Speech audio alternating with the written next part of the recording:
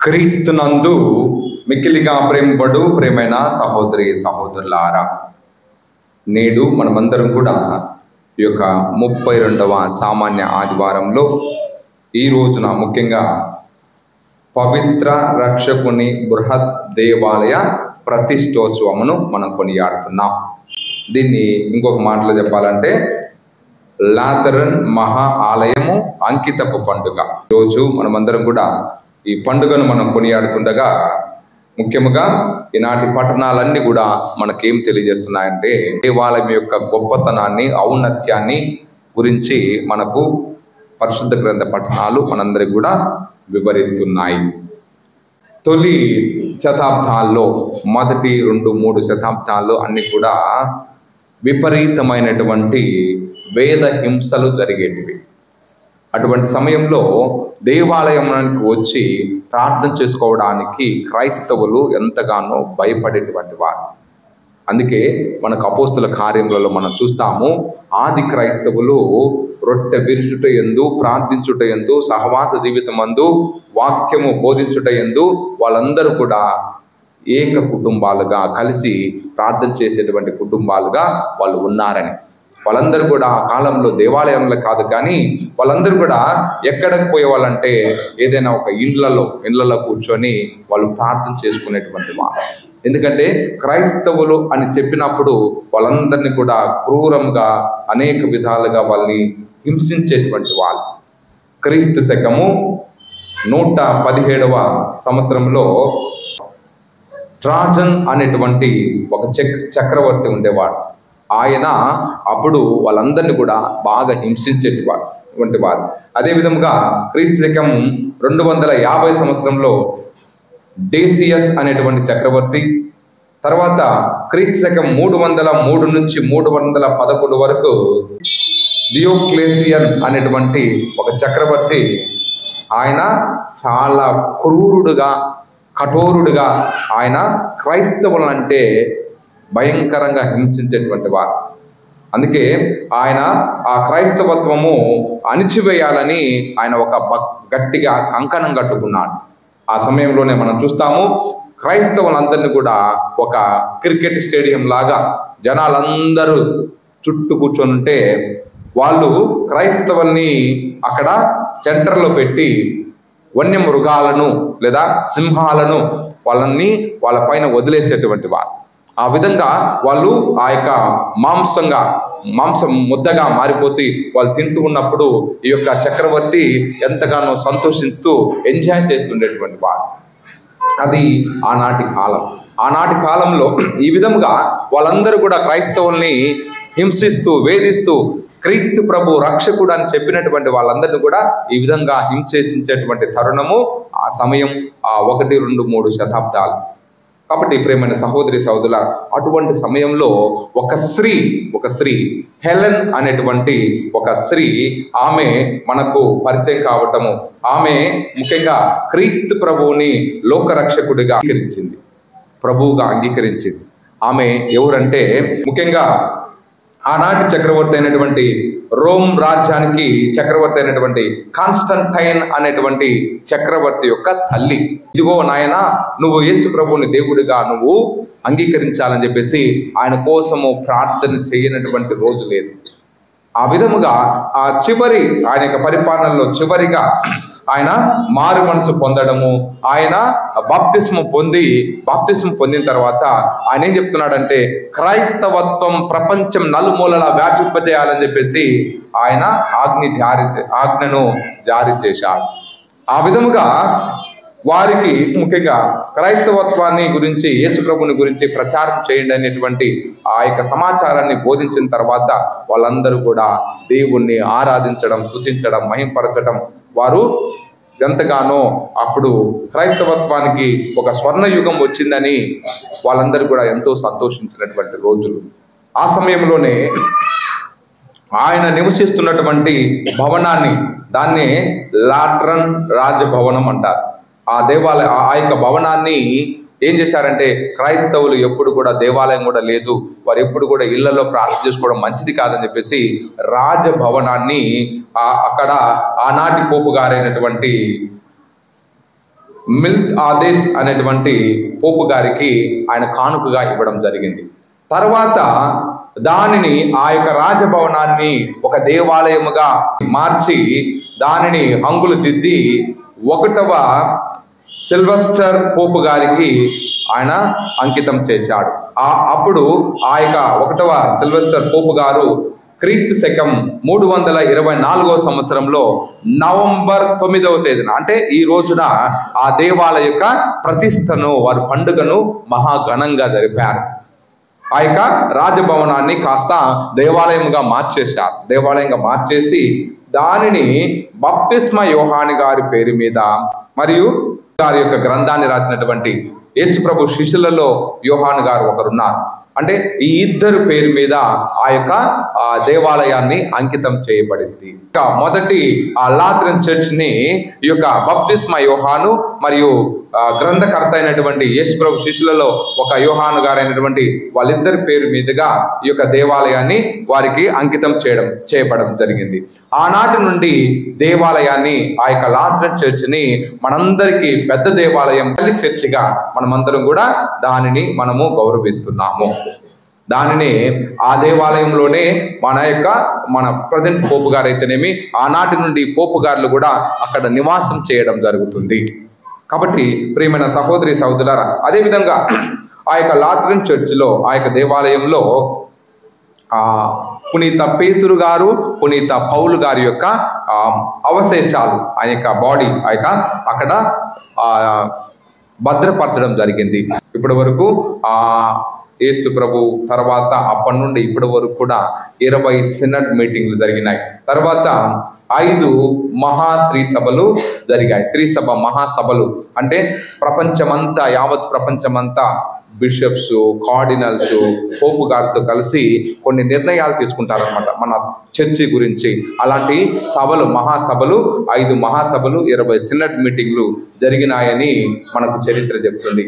కాబట్టి ప్రియమైన సహోదరి సహోదర, ఈ విధంగా దేవాలయము అనగానే ప్రతి దేవాలయం అంతా కూడా దేవునికి నివాస స్థలంగా ఉండాలి, జప ఆలయంగా, ప్రార్థించేటువంటి ఆలయంగా ఉండాలి, దేవుని ప్రేమను కనబరిచేటువంటి విధంగా ఉండాలి అనేదే ఈ యొక్క దేవాలయం యొక్క ముఖ్య ఉద్దేశం. ఇది ఈరోజు మనం ఎందుకు ఈ యొక్క దేవాలయం యొక్క పండుగను మనం జరుపుకుంటున్నాం అనే దానికి మనము చరిత్ర ఈ విధంగా మనల్ని తెలియజేస్తుంది. ఈ విధంగా మనమందరం కూడా ఆ బృహత్ దేవాలయం అయినటువంటి ఆ యొక్క పండుగను మనం జరుపుకోవాలి. ఇంకొక మాటలో చెప్పాలంటే, అది మనకు అర్థమయ్యే భాషలో చెప్పాలంటే, పోపు గారికి అది కథీడ్రల్. ఇప్పుడు పట్టణాలు మనకి ఏం చెప్తున్నాయి దేవాలయం గురించి అని మనం పరిశీలించి చూస్తే మనకు పరిశుద్ధ గ్రంథం పలుకుతుంది. ప్రియమైన సహోదరి సహోదరులారా, ఈనాటి మొదటి పట్టణంలో యెహెజ్కేలు గ్రంథము 47వ అధ్యాయంలో మనం చూస్తే అక్కడ ముఖ్యంగా 8వ వచనంలో చివరి భాగంలో చూస్తే అక్కడ చెప్పబడుతుంది, ఈ నీళ్లు తూర్పు దిక్కుగా ప్రవహించి అచట నుండి మృత సముద్రమున కలియును. దీని వలన దానిలో ఉప్పు నీళ్లు మంచి నీళ్లను. అక్కడ ఏం చెప్పబడుతుంది? ఈ నీళ్లు ఎక్కడి నుంచి వస్తున్నాయి? తూర్పు దేశం నుండి ఎక్కడి నుంచి వస్తున్నాయంటే, ఆ వాక్యం మనకు అర్థం కావాలంటే 1వ వచనం చెప్తుంది, అతడు నన్ను దేవాలయము గుమ్మం వద్ద నుంచి కొని వచ్చను అని. ఆ నీళ్లు ఎక్కడి నుంచి వస్తున్నాయంటే దేవాలయము ద్వారంలో నుంచి ఆ నీళ్లు తూర్పు దిక్కున ఆ విధంగా పారుతున్నాయి. వాక్యం పలుకుతుంది, ఉప్పు నీళ్లు మంచి నీళ్లు అగును. ఈరోజు ఆ దేవాలయంలో నుండి వచ్చినటువంటి ఆ ఉప్పు నీళ్లు కూడా, లేదా ఆ నీళ్లు కాకపోని పక్కన పెట్టి, దేవాలయంలో నుంచి వచ్చే నీళ్లు ఒకవేళ మనం ఎక్కడైనా ఉప్పు నీళ్లు ఉంటే ఆ నీళ్లు తాకినప్పుడు అది మంచి నీళ్లుగా మారిపోతుందట. తర్వాత చదువు, ఈ నీళ్లు పారని తావునెందల్లా వివిధ జంతువులు, చేపలు, ఒకటి ఆ నీళ్లు పారినప్పుడు అవి ఉప్పు నీళ్లు కూడా మంచి నీళ్లుగా మారుతున్నాయి. రెండోది, ఆ నీళ్ళ ద్వారా ఏం జరుగుతుంది? జంతువులు, చేపలు అన్ని కూడా మంచిగా వర్ధిల్లుతున్నాయి, మంచిగా బ్రతుకుతున్నాయి, వాటికి క్షేమం కలుగుతుంది. తర్వాత చదువు, సముద్రములో మంచి నీటిగా మార్చును. ఇది పారని తావునెందల్లా జీవము నెలకొల్పును. నీళ్లు పారిన చోటల్లా కూడా జీవం అనేది ఉంటుంది.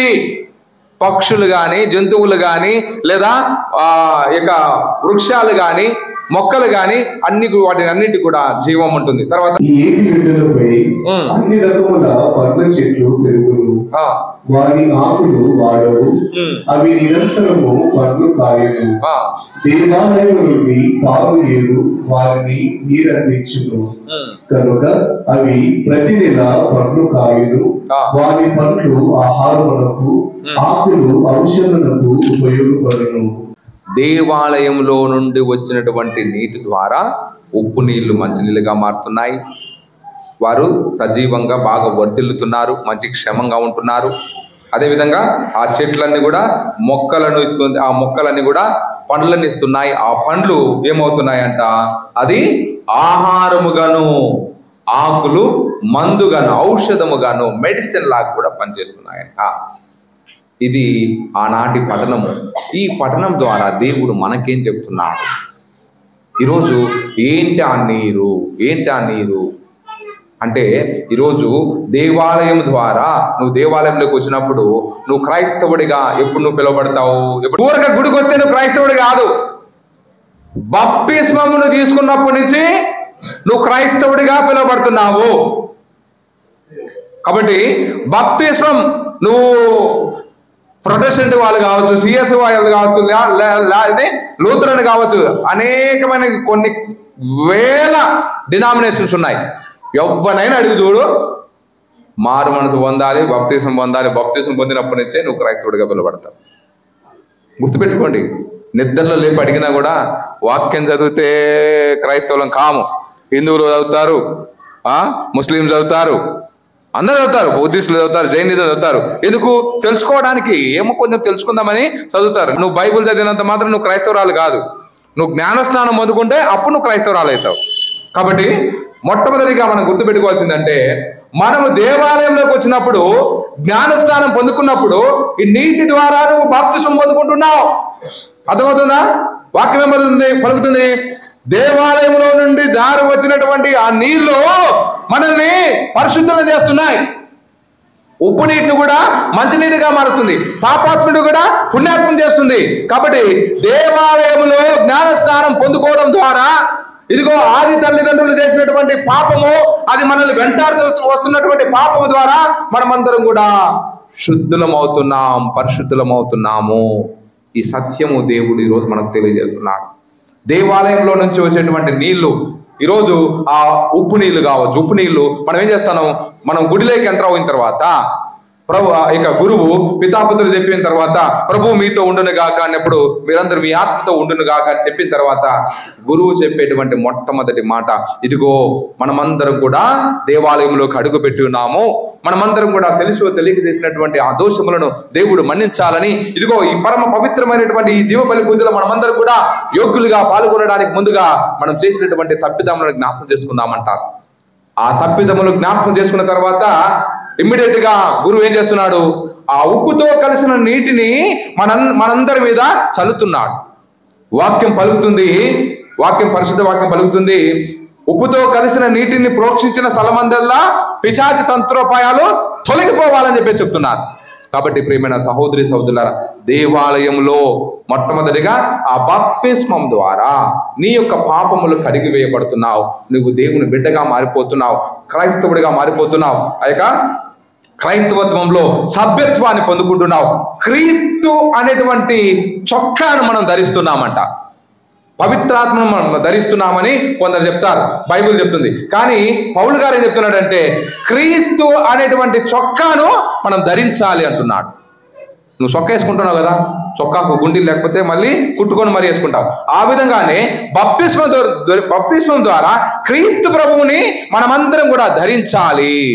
క్రీస్తు ప్రభువుని ధరించడం అంటే క్రీస్తు ప్రభు యొక్క విలువలతో మనం బ్రతకాలి.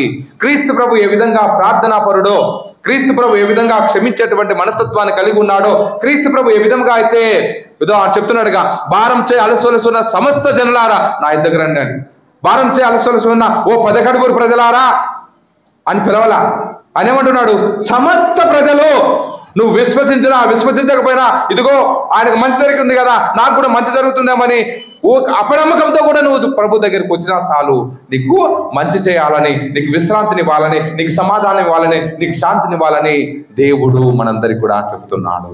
అందుకే మనం దేవాలయానికి నడవాలి, దేవాలయంలోకి మనం రావాలి. అందుకే ప్రభు ఇక్కడ వాక్యం ఏం చెప్తున్నారు? నేను ఉపోద్ఘాతంలో ఒక వాక్యం చదివాను. దర్శన గ్రంథము 21వ అధ్యాయము 3వ వచనంలో చదివితే, సింహాసనము నుండి ఒక గంభీర ధ్వని వినబడుచుండెను. నేను విన్నాను. ఇక్కడ దేవుడు మానవులతోనే మానవులతో నివసించబోతున్నాడు, నివసిస్తున్నాడు. ఇక ఆయన వారితోనే నివసించును, వారితో ఉండబోతున్నాడు. వారే ఆయన ప్రజలు. స్వయముగా దేవుడే వారితో ఉండెను. ఎవరైతే ఆ విధముగా జ్ఞానస్నానం పొందుకోబోతున్నారో వాళ్ళ మధ్యలో దేవుడు ఉండబోతున్నాడు, వాళ్ళ హృదయాల్లో దేవుడు ఉండబోతున్నాడు, వారి ద్వారా దేవుడు పనిచేయబోతున్నాడు. అతడు దేవుడు అవుతారంటున్నారు, దేవుడిగా మారిపోతాడంటున్నారు. కాబట్టి ఆ ప్రజలని దేవుడు చేయి విడిచిపెట్టడు, వాళ్ళందరూ కూడా దేవాలయముగా మారిపోవాలనేదే దేవుని యొక్క ఉద్దేశం. కాబట్టి అందుకే ఏమంటున్నారు ఈనాటి మొదటి పట్టణంలో, అక్కడ ఉప్పు నీళ్లు మంచి నీళ్ళు అవుతాయి. అంటే నువ్వు ఎంత క్రూరుడిగా కఠోరుడిగా కూడా నీవు ఆ దేవుని యొక్క అభిషేకం అనేది నీకు దొరుకుతుంది జ్ఞాన స్నానం ద్వారా. కాబట్టి ప్రియమైన సహోదరి సహోదరుల, ఆ తీర్థ జలాలు మనకు పైన పడ్డం ద్వారా నువ్వు ఎంత పాపాత్ముడైనా కూడా నీ పాపములన్నీ కూడా పటాపంచలైపోయి నువ్వు పుణ్యాత్ముడిగా ఉండబోతున్నావు. అందుకే మనము పూజ ఆరంభంలోనే వస్తున్నాం. ఎందుకు? ఆ తీర్థ జలాలు మన మీద పడాలని. కాబట్టి అందుకే మనం బిగినింగ్ నుంచే మనము ఆ యొక్క దివ్యబలి పూజలో ఉండిపోవాలి. అది రెండవదిగా ఈ యొక్క దేవాలయంలోకి వస్తావు జ్ఞానస్నానం ద్వారా ఆ నీటిని మనం పొందుకుంటున్నాం. రెండవదిగా ఆ యొక్క దానితో పాటు మనకు అభిషేకం జరుగుతుంది. అలనాడు దావీదు మహారాజుని ఏ విధముగా అయితే అభిషేకించారో ఆ యొక్క సమూయేలు ప్రవక్త, సౌలు రాజుని ఏ విధంగా అయితే అభిషేకించారో అదే కృష్ణా తైలంతో ఈరోజు మీ అందరికి కూడా అభిషేకించబోతున్నాడు. జ్ఞానస్నానం ద్వారా మీ అందరికీ ఆ కృష్ణా తైలంతో మిమ్మల్ని అభిషేకిస్తున్నారు. అంటే ఆ విధముగా నువ్వు గురువు, రాజు, ప్రవక్త అని చెప్పేసి ఆ యొక్క అభిషేకించేటువంటి సమయంలో నిన్ను ఆ విధంగా అలాంటి మాటలు ఉచ్చరిస్తున్నారు. కాబట్టి ప్రియమైన సహోదరి సహోదరులారా, ఈరోజు ప్రభువు మీ అందరిలో ఉండబోతున్నాడు. దేవాలయంలోకి వచ్చినప్పుడు ఆ జ్ఞానస్నాన సాంగ్యం ద్వారా దేవుడు మిమ్మల్ని రాజుగా చేయబోతున్నాడు, మిమ్మల్ని ప్రవక్తగా చూడాలని ఆశపడుతున్నాడు, మీరే గురువులుగా ఉండాలని, దేవుని స్థానంలో మీరు ఉండాలని, దేవుని యొక్క స్థానాన్ని మీరు పరిపూర్తి చేయాలని దేవుడు ఆశపడుతున్నాడు. కాబట్టి అందుకే మనమందరం కూడా దేవాలయానికి రావాలి. ఆ అద్భుతము మనకి ఎప్పుడు జరుగుతుందంటే ఒక్క దేవాలయంలోనే ఇదంతా జరుగుతుంది అనేటువంటి సత్యాన్ని దేవుడు మనకు తెలియజేస్తున్నాడు. ప్రియమైన సహోదరి సహోదరులారా, ఓకే, జ్ఞానస్నానం ద్వారా మనము ఆ యొక్క విధమైనటువంటి అద్భుతాన్ని మనం పొందుకుంటున్నాం. ఆ విధంగా మనకు దేవుడు మనల్ని అభిషేకించబోతున్నాడు. రెండవదిగా పాప సంకీర్తనం ద్వారా. పాప సంకీర్తనం అది ఎక్కడ చేస్తారు? గుళ్ళోనే వచ్చి చేస్తారు. నేను ఎందుకు పాప సంకీర్తనం చేయాలి? నేనేం తప్పు చేసినాను? పుణ్యాత్ములు సైతము, పునీతులు సైతము రోజుకు 7 సార్లు తప్పు చేస్తారంట. అంటే మనముగా నీతిమంతులం అని చెప్పుకోవడమే ఒక పాపం. మనముగా ఆ రోజు ఏం చెప్పాడు? ఆ దేవాలయంలోకి 2 వ్యక్తులు ప్రార్థన చేసుకోవడానికి పోయారు. ఒకరు సుంకరి, ఇంకొకరు పరిసేయుడు ఉన్నాడు. ఇదిగో అక్కడ నిలబడినటువంటి పాపాత్ముడి మాదిరిగానే పాపాత్ముడి కాదు, గుడికి వస్తాను, దశమ భాగాలు చెల్లిస్తాను. ఆయన తెలుదా? నువ్వు ప్రార్థించేటువంటి దేవుడికి తెలుదా? నువ్వు చేసే సహాయం దేవుడికి తెలుదా? నువ్వు చెప్పాలా? నువ్వు చెప్తే కానీ ఆయనకు అర్థం కాదా? అంటే ఆ విధముగా నేను పాపాత్ముని గాను, నేను మంచోని, నేను సహాయం చేస్తున్నాను, నేను చేసినటువంటి సహాయాన్ని నువ్వు గుర్తుపెట్టుకోవాలి, నువ్వు పదే నువ్వు చెప్తున్నావంటే దేవుని నువ్వు అనుమానిస్తున్నావు. దేవుని యొక్క శక్తిని నువ్వు తక్కువ చేసి చూస్తున్నావు. దుడుకు చిన్నవాడు తప్పు చేసినప్పుడు ఆయన ఏం చేస్తున్నాడు? ఆయన మనసులో అనుకున్నాడు, నేను వెళ్ళి నా తండ్రితో ఇదిగో నేను దేవుడికును నీకును ద్రోహం చేసినాను అని నేను నా తండ్రితో చెప్తానన్నాడు. ఆయన పోయి ఏం చేశాడు? ఆయన దేవునికి వ్యతిరేకంగా పాపం చేసిన అన్నప్పుడు దేవుని కాడ పోయి కూర్చొని పాపం చేయొచ్చు కదా, ఎందుకు ఆయన కాడకు చెప్పినాడు? ఇప్పుడు దేవునికి వ్యతిరేకంగా పాపం చేసిన అన్నప్పుడు వాళ్ళ నాన్న క్షమాపణ అడగాల్సిన అవసరం ఏంటి? ఎందుకు అడిగాడంటే ఆయన ఒక యాజకుడి మాదిరిగా, ఒక తండ్రిలాగా దేవుని స్థానంలో ఆయన ఉన్నాడు కాబట్టి ఆయన తప్పులను క్షమించమని అడిగాడు. అదేవిధంగా దావీదు మహారాజు బెత్షెబాతో పాపం చేసినప్పుడు అక్కడ సమూయేలు ప్రవక్త చెప్తున్నాడు, ఇదిగో నీవు దేవునికి నువ్వు ద్రోహం చేసినావు అంటే, నేనేం ద్రోహం చేసినానంటే ఇదిగో ఉరియా అనేటువంటి ఆయన భార్యను నువ్వు బలత్కారంగా వాడుకోవడం జరిగింది, ఆమె భర్తను చంపివేశావు అని చెప్పినప్పుడు ఆయన ఏం చేస్తున్నాడు? వెంటనే ఆయన పాప సంగీతం చేస్తున్నాడు. వెంటనే ఆ యొక్క సమూయేలు ప్రవక్త ద్వారా ఇదిగో నేను చేసినటువంటి నా తప్పును క్షమించినప్పుడు తర్వాత వాక్యం ఇమ్మీడియట్ గా చెప్తున్నాడు, ఆయన ఇదిగో నీవు చేసినటువంటి ఈ యొక్క తప్పిదము ద్వారా, నువ్వు పాపాలను ఒప్పుకోవడం ద్వారా నువ్వు చావును తప్పించుకున్నావు అని చెప్పేసి అక్కడ ఆయన ప్రార్థన చేస్తున్నాడు. కాబట్టి ఈరోజు నీ పాపను ఒప్పుకోవడం ద్వారా, గురువు నీ కోసం ప్రార్థన చేయడం ద్వారా నువ్వు చావును తప్పించుకుంటున్నావు. ప్రభు అందుకే ఏమంటున్నాడు, ఇదిగో నేను పరలోకపు తాళపు చెవులు నీకు ఇస్తున్నాను, తర్వాత నువ్వు భూలోకంలో దేనిని బంధిస్తావో అది పరలోకంలో బంధించబడుతుంది, నువ్వు భూలోకంలో దేనిని విప్పుతావో అది పరలోకంలో విప్పబడుతుంది. ఏంటి ఆ తాళపు చెవులు అంటే ఆయన ఏంటంటే అధికారం, పవిత్రాత్మ శక్తిని ఆ యొక్క అపోస్తలులకు ఇచ్చాడు. ఆ పవిత్రాత్మ శక్తి ద్వారా నువ్వు భూలోకంలో ఎవరైతే క్షమిస్తావో వాళ్ళు పరలోకంలో క్షమించబడతావు, నువ్వు ఇక్కడైతే ఎవరైతే క్షమించలేవో వాళ్ళు పరలోకంలో కూడా క్షమింపబడవు. అది కాబట్టి ఈరోజు దేవాలయంలో మనం పాప సంగీతం చేయాలి. ఆ రోజు కూడా ఆ యొక్క సుంకరి ఆయన రొంబు బాదుకొని ఆయన వెక్కి ప్రార్థన చేస్తూ ఆయన క్షమించమని అడిగాడు. ప్రభువు అక్కడేమంటున్నాడు, ప్రభువు ఆయన యొక్క పాపంని మన్నించినట్టుగా ఆయన యొక్క ప్రార్థనను దేవుడు అంగీకరించినట్టుగా మనం వాక్యంలో చూస్తున్నాం. కాబట్టి ప్రియమైన సహోదరి సహోదరులారా, ఈ విధంగా ఇంకా ఇట్లా పోతే ఒకటి జ్ఞానస్నానం ద్వారా దేవుడు మనల్ని అభిషేకిస్తున్నాడు, పాప సంగీతం ద్వారా మన పాపములన్నింటిని కూడా పటాపంచ చేసి మనకు చిరకాలం జీవించేలా చేస్తున్నాడు. దివ్య సప్రసాదం ద్వారా మనకు ఆయన దివ్య ఔషధముగా, మన యొక్క శరీరానికి ఆత్మకు దివ్య భోజనముగా ఆయన ఉంటున్నాడు. దివ్య సప్రసాదం ఎంతో మందికి అది శక్తిని ఇస్తుంది, ఎంతో మందికి అది బలాన్ని ఇస్తుంది. వాక్యం పలుకుతుంది ఈరోజు ఆహారం, అదే ఆ పండ్లు ఆహారముగాను ఆకులు మందుగా ఉపయోగపడుతున్నాయి, అంటే ఒక మెడిసిన్ లాగా ఉంటుంది. అందుకే మనం ఏమంటున్నారంటే దివ్య సప్రసాదము మన ఆత్మకు దివ్య భోజనంగా ఉంటుంది, అది మనకు దివ్య ఔషధముగా ఉంటుంది అంటున్నాడు. ప్రియమైన సహోదరి సహోదరులారా, అందుకే మనం ఏమంటున్నాము, ఎవరన్నా మరణావస్థలో ఉన్నటువంటి వారు, జబ్బుతో ఉన్నటువంటి వారందరికీ కూడా అవస్థాభ్యంగం ఇవ్వండి అంటున్నాం. చాలా మంది కథోలికులు ఇదిగో అవస్థాభ్యంగం ఇవ్వండి బాగలేని వాళ్ళకంటే వాళ్ళు ఏమనుకుంటారంటే అది ఇస్తే చచ్చిపోతారు మనుషులు. దయచేసి గమనించండి, అది ఇస్తే చచ్చిపోరు. ఒకవేళ పొరపాటున చనిపోయినా కూడా పరలోకం డైరెక్ట్ పోతారనేది మన విశ్వాసం. ఎప్పుడైతే అవస్థాభ్యంగం ఇస్తారో వాళ్ళ జబ్బు కుదుటపడుతుంది, వాళ్ళ జబ్బు నయం అవుతుంది. ఆ దివ్య సప్రసాదము వారికి ఒక ఔషధం లాగా, ఒక మెడిసిన్ లాగా పనిచేస్తుంది. అది మనం నమ్మితే మన జీవితాల్లో అద్భుతాలు జరుగుతాయి, నమ్మకపోతే మన జీవితంలో ఎట్ట వేసిన గొంగలి అక్కడ ఉన్నట్టుగా అట్నే ఉండిపోతాం. కాబట్టి ఇక్కడ 1 కొరింథీయులకు రాసిన లేఖ 3వ అధ్యాయంలో అక్కడ మనం చూస్తే 16వ వచనంలో మీరు దేవుని ఆలయమని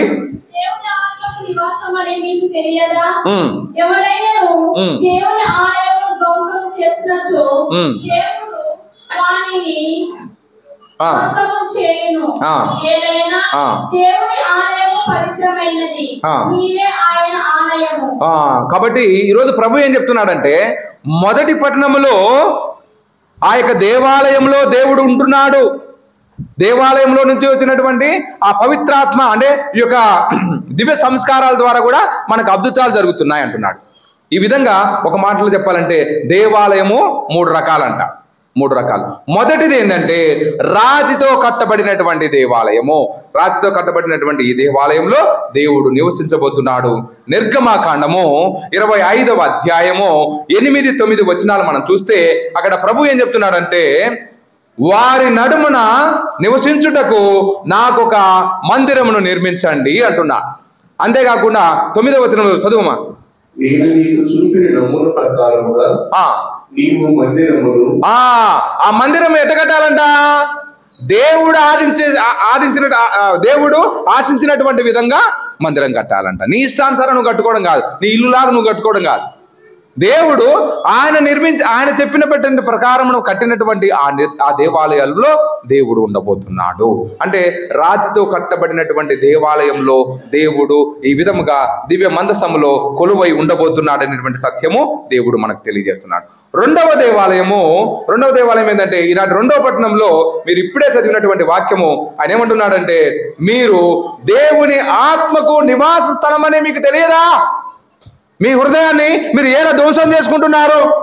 లాస్ట్ లో చెప్పేది, దేవుని ఆలయము పవిత్రమైనది, మీరే ఆయన యొక్క ఆలయములు. కాబట్టి ఈరోజు దేవుడు కేవలం రాతితో కట్టబడినటువంటి ఆ యొక్క దేవాలయంలో ఉండడం లేదు, ఆడ మాత్రమే ఉండడం కాదు.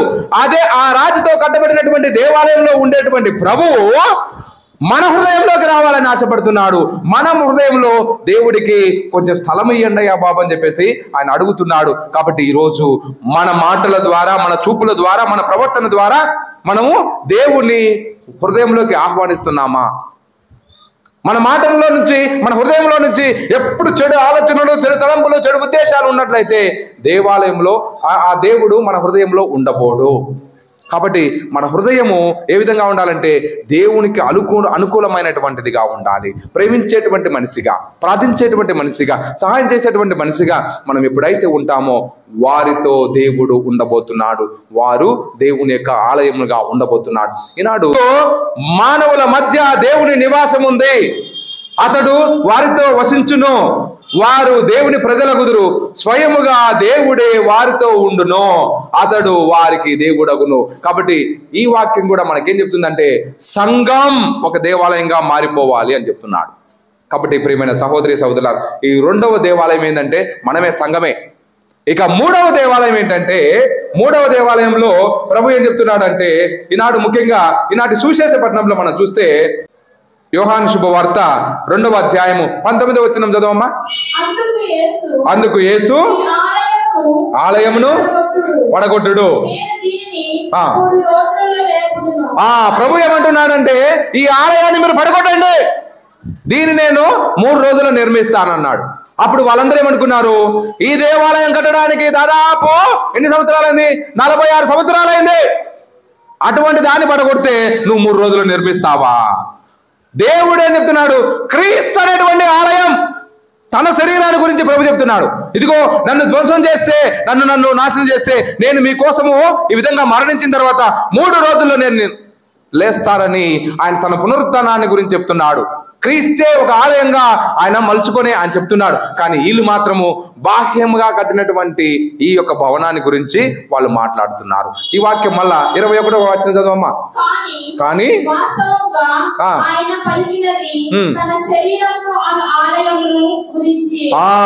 వాస్తవముగా క్రీస్తు పలికేది శరీరం అనేటువంటి ఆలయం.